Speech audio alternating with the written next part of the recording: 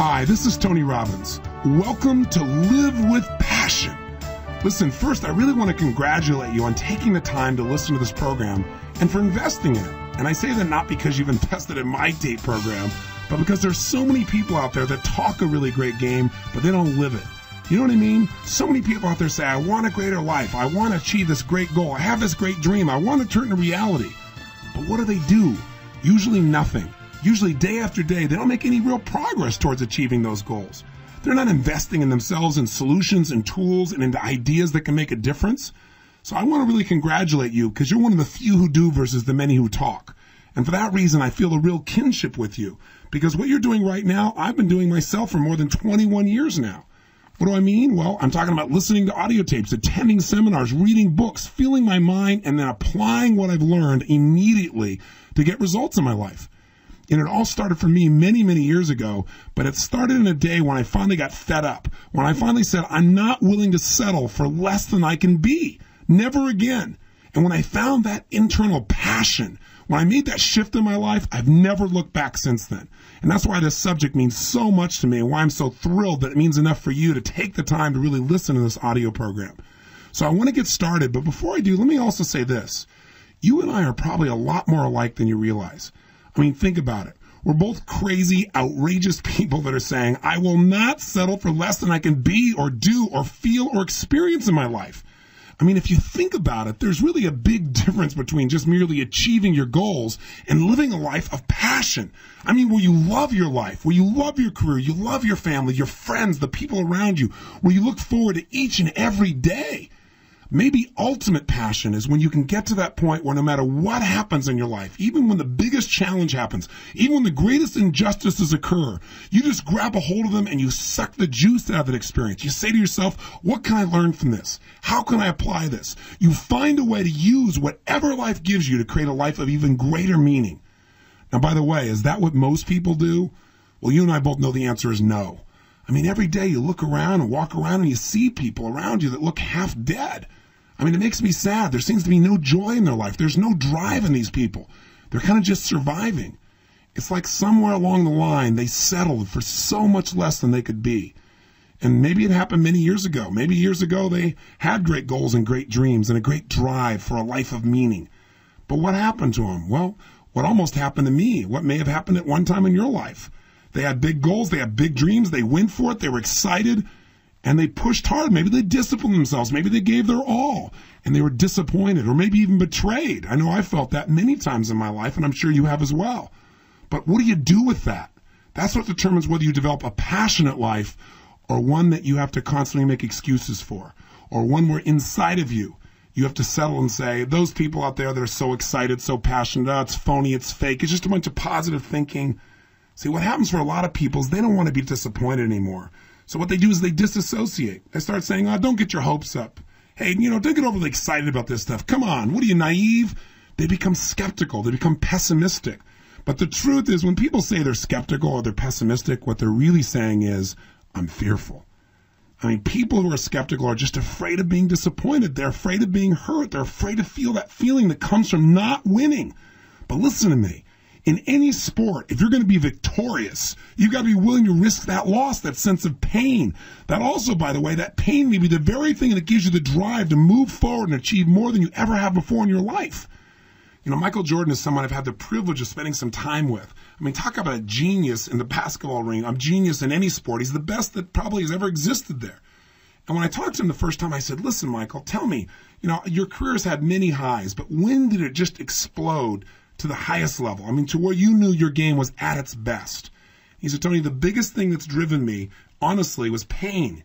He said, when I lost for the third time in those championships to the Detroit Pistons, he said, it ripped out my soul. It hurt so bad inside. He said, I sat there and I cried on the bus. I felt like somebody had stolen my pride. I felt like no one else had given as much as I had. I felt so bad inside. And you know what happened? Something inside of me just shifted. He said, I just was tired of feeling that way. And I decided I was going to go out that summer and I was going to lift weights and become stronger than I ever had been before. And the next year I was going to dish out the pain. I wasn't going to take it. That we were going to win no matter what. He said, I converted all of that pain into absolute drive. And you know what happened. He won 3 national championships in a row for the Bulls. Took a little break from basketball and came back and did it again. I mean, that's real passion. Finding a way inside yourself when you're exhausted, when you're beat, when someone else seems to have more power or more skill or they're having more luck. And somehow you reach down inside and you convert the pain into power, into drive. Results in life don't come from being motivated. Results in life come from taking action, and that's where the rubber really meets the road. That's where the results really show up. So at the end of each of these tapes, don't just turn the tape off. Use the skill that you learn in that tape all day long. Now, I realize some of these skills will be brand new for you. Most of them probably will be. And when you're new at something, you're not good at it yet. But you know what? Do it anyway, even if you fumble at it. It's okay. Because if you'll take it all day long and apply that skill, I can promise you something. By the end of the day, you'll get good. And when you get good, you'll get results. And those results will reinforce you. And that reinforcement will make these things habits. And pretty soon, this idea of living with passion will be something that is just who you are, not something you work out or think about or dream about or desire. It'll be your experience of life. It'll be a positive addiction. It'll make your life greater and greater with each passing day. And by the way, I want you to know that I respect you. I know your life must already be great, or you wouldn't be pursuing ways to make it better. But I want to make sure that by the end of these 6 tapes, there is a measurable difference in the quality of the levels of joy and happiness and passion, and most importantly, results that you experience in your life. So let's get started. Let's not waste any more time. Let's begin to tap into those skills, into those understandings that can give us an even greater quality of life, an extraordinary life, a life filled with passion. Let us begin. The term I have for this session and the tool I want to share with you, I call it quality quantifiers. In fact, the term is much more technical than the actual tool itself, but I think it's an accurate term to describe what we're going to learn. And by the way, this tool is not so much that it's new or so innovative. It's just that once we're aware of it, it can change our life. Now, here's how it came about. Recently, I was putting together a brand new program called The Body You Deserve. And as I was designing the program, I got to the point of thinking about, okay, let's deal with one of the problems with people trying to lose weight, which is just the sense that they've got to have something now. You know that state where you feel like if you don't have it now, you're going to explode? I don't know if you've ever experienced that or not. Maybe not around food, maybe around something else. And I began to look at the dynamic of how that makes people overeat and try to identify what the cause was, so in one of the days I could really help them create a solution. And as I thought about it, okay, for someone to actually overeat, what has to happen first? First, they got to be triggered. And by the way, isn't this true of any behavior you want to change? Whether it's smoking or drinking, or whether it's getting frustrated or mad or angry or overwhelmed, something triggers us initially. So what kinds of things can trigger us? Well, it can be something internally triggered by us asking ourselves a question or focusing on something internally, or it can be an external cue. It can be something that we see or hear, something someone says, maybe a smell that triggers us. As soon as we're triggered, we go into a state. And when people overeat, I began to ask myself, what is the state they're in when they really overeat? I mean, when they gotta have that food. I realized it was a state of tremendous urgency, that the person felt like they gotta have it right now. And as I began to explore that, I thought, well, what's creating this state of urgency in people? What's making them have to have that food right now? And I began to realize it was a sense of scarcity.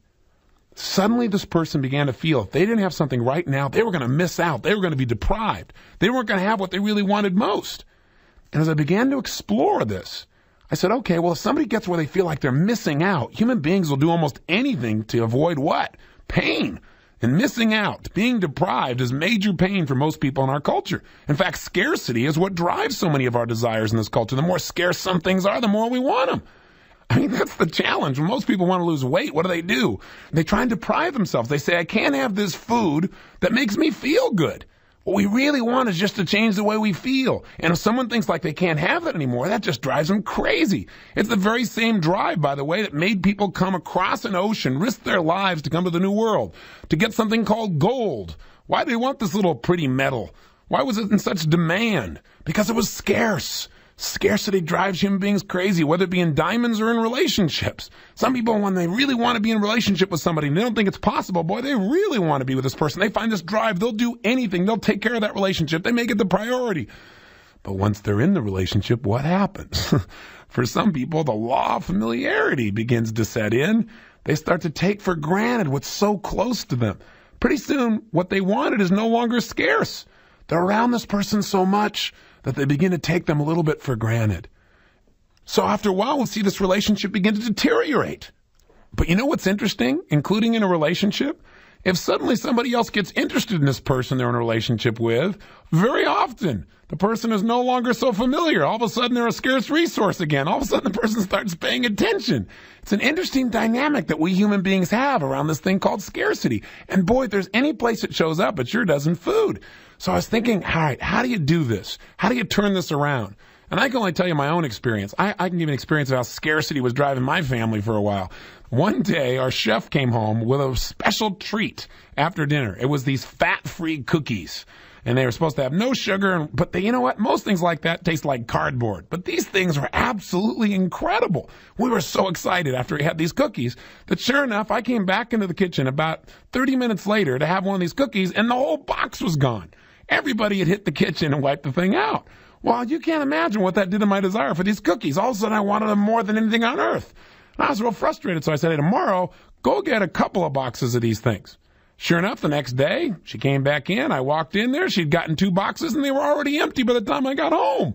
I said, I want to make sure I had some of these cookies. Now I can't have them at all. I said, tomorrow, I tell you what I want you to do. Get 25 boxes of these cookies. I want you to fill up this entire cupboard, because when I come in here, I want to be able to cookie when I want it. So sure enough, the next day I come in, and there are 23 boxes there. 2 are already gone. But I said, I don't care. At least I got 23 boxes here left. And I went in there and had about a half a box of cookies, maybe 3/4 of a box. But the bottom line is when I was done, I felt satisfied, I thought. Sure enough, the next day I came in, and there were still a few boxes gone, but there's still plenty of cookies in there, so I had a few. By the 3rd day, I had maybe 1. By the 4th day, I was like, there are plenty of cookies here. There'll always be here. You know what's fascinating? I wasn't the only one who behaved differently once there were plenty of cookies. I noticed all of a sudden, a month later, there were still 20 boxes of darn cookies sitting in there. In fact, 2 months later, there was mold growing all over these cookies. No one had ever touched them because there were so many of them. They were so available. They were like sick of them. See, scarcity does interesting things to us, and having a sense of abundance also changes the way we respond to things. Now, you say, well, Tony, what has this got to do with this thing called quality quantifiers? Everything. See, what I was searching for at the time was to give people a tool that would help them to get out of that state of urgency, that state where you're crazy, where you got to have it right now or you're going to go nuts. You know the kind of state I'm talking about, right? And as I began to do that, trying to figure out a tool for it, I thought, you know what? We all create this emotion. We create this feeling of urgency, like I got to do it now. I got to have it now. But we feel like it's something outside of ourselves, something outside of us that's triggering us. And that state of urgency doesn't last forever.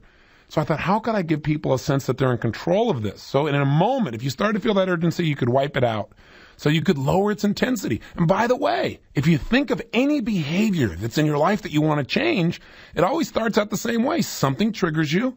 You go into a state where you feel like you have to go to the 3rd step, take action. And oftentimes when you're in a state of urgency, you don't think things through. You just immediately act upon it, sometimes in an unconscious way. And by the way, every action you take takes you to the 4th step, which is consequences. And the bottom line is a lot of people have consequences in their life they don't like because they consistently take actions that are inappropriate, and they do that because they're in such a lousy state or because they feel overwhelmed or they feel like they have no choice.